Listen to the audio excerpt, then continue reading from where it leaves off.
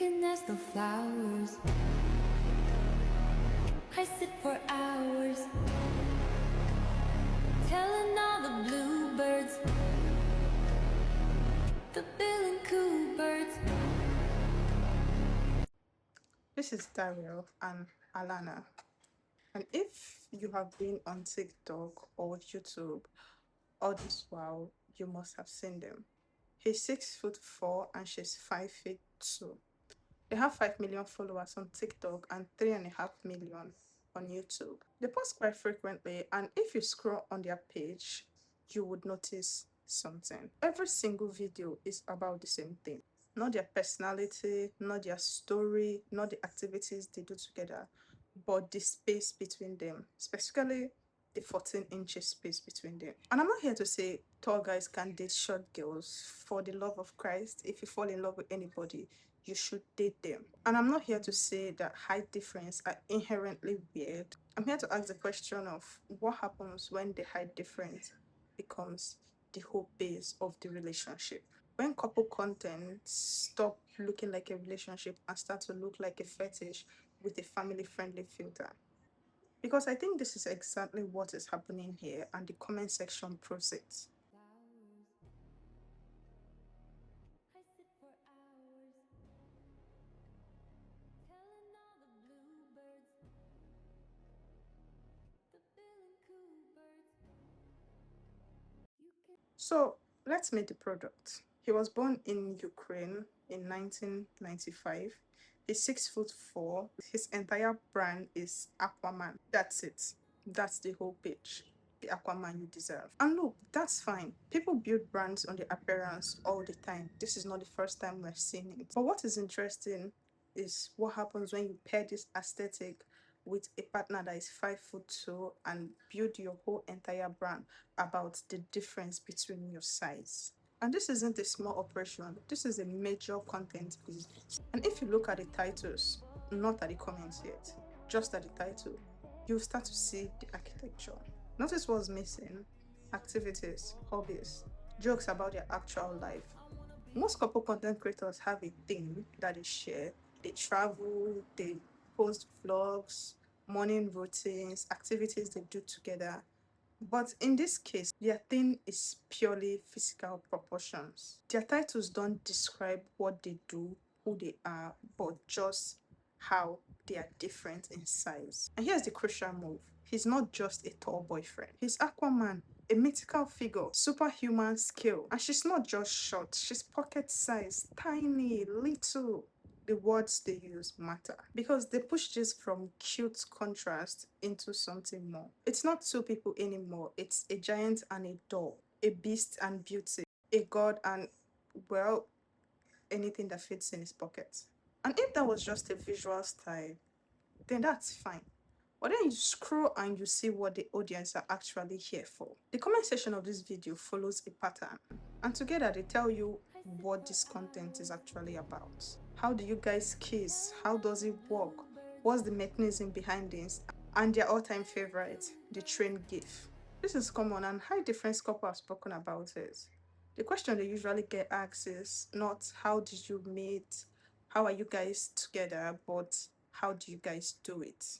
And the question is always there under every video, in every comment section, because the contents are engineered to make it appear. And then there's the second type of comment.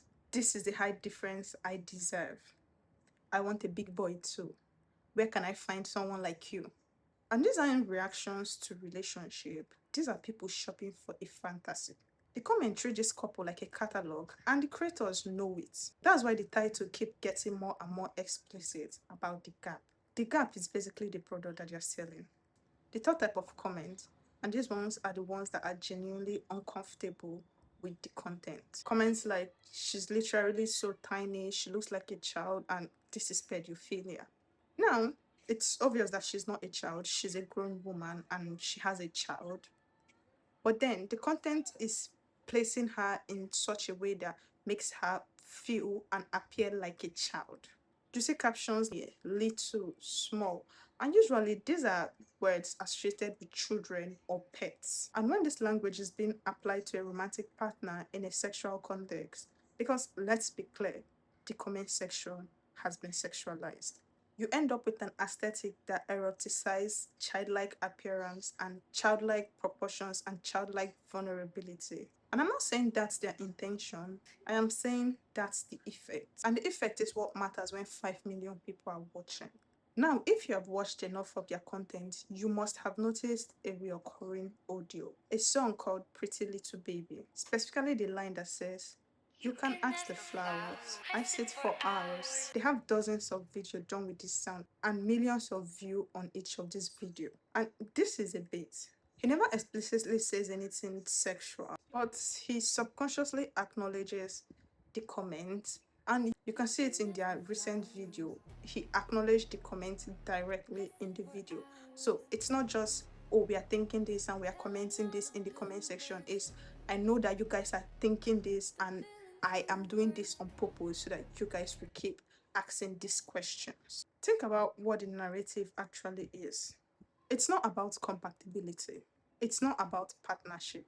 It's about dangerous, monstrous masculinity paired with a frail, vulnerable femininity. The beast is scary and the beauty is innocent. The beast could hurt her, but he chooses not to.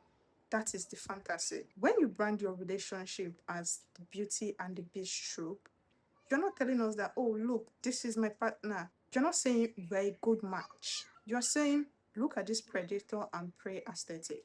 You're selling a dynamic where one person is physically overwhelmed and the other person is physically overwhelming. And again, if this was just private between them, fine. But it's not. It's a product, and the product is the power imbalance. Here is something that most people don't know. Research on actual mating patterns show that while straight couples usually follow a male taller norm, there's also a male not too tall norm. Couples where the male is more than 10 inches taller than the female occur less regularly than chance would predict. The 14-inch gap puts them outside the scope sweet spot. That doesn't mean their relationship is fake, but it means that their content is deliberately showcasing something that is rare and therefore visually striking. And something crazy about the way they make their video is, in actuality, 5'2" and 6'4" height difference does not look as grand as it looks in their video. The video is made to make him appear bigger and make her appear smaller.